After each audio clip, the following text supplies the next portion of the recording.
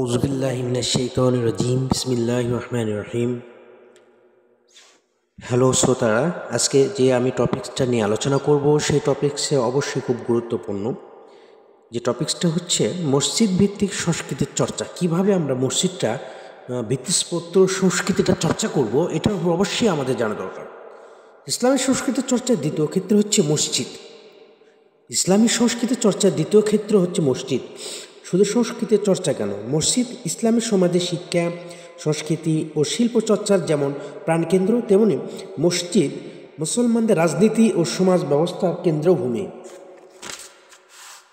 প্রতিদিন 5 ওয়াক্ত নামাজের মধ্য দিয়ে মুসলমানরা যে অভিন্ন সাংস্কৃতিক বোধে উজ্জীবিত হয়, মুসলমানদের জীবনধারা সে বোধের দ্বারাই পরিচালিত হয়। আমাদের সমাজে মসজিদকে এখনও যথার্থ মর্যাদায় ব্যবহার করার মানসিকতা তৈরি হয়নি। এই মানসিকতায় পরিবর্তন ঘটাতে হবে।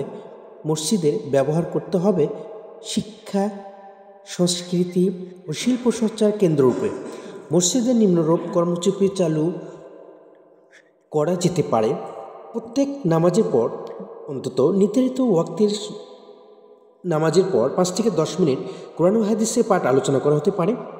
জুমার আরবি ও খুতবার আগে বাংলা ইসলামের জীবন পদ্ধতি নিয়ে বিশেষ আলোচনার ব্যবস্থা করা যেতে পারে। বিভিন্ন ইসলামী দিবসে ইসলামের তাৎপর্য নিয়ে আলোচনা সভা ও মাহফিলের ব্যবস্থা করা যেতে পারে।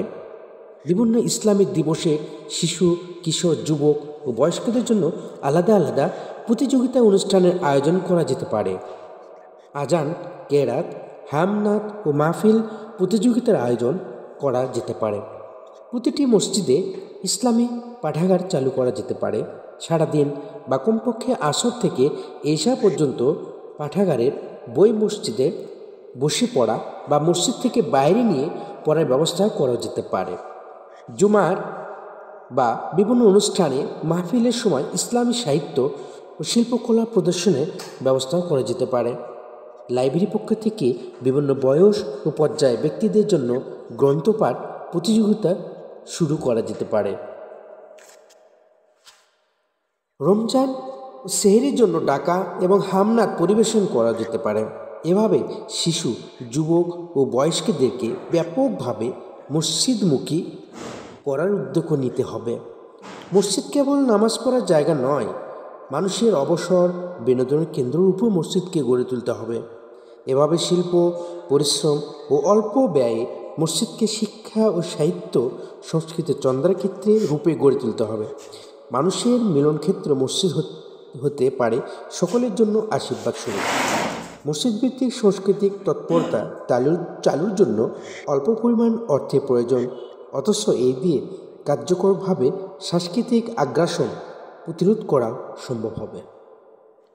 তো ইনশাআল্লাহ আজকে যে আমি আলোচনা করলাম, এই উপলব্ধিভাবে উপরের অংশ থেকে আমরা যেটা জানতে পারলাম যে মসজিদ ভিত্তিক আমরা যে মসজিদটা তৈরি করব বা নির্মাণ করব শুধু নামাজ পড়ার জন্যই নয়, এটা বিভিন্ন হামনাত, কেরাত অনুষ্ঠান পরিবেশনও করা যাবে।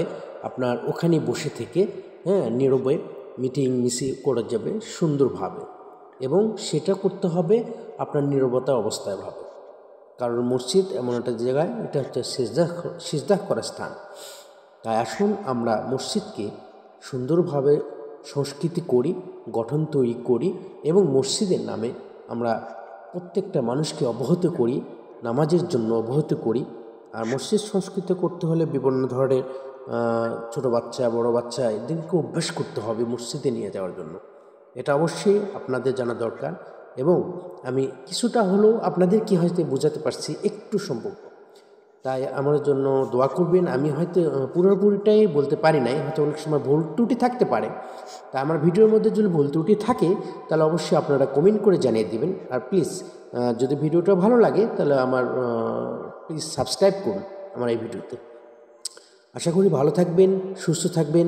আসসালামু আলাইকুম ওয়া রাহমাতুল্লাহি ওয়া বারাকাতুহু।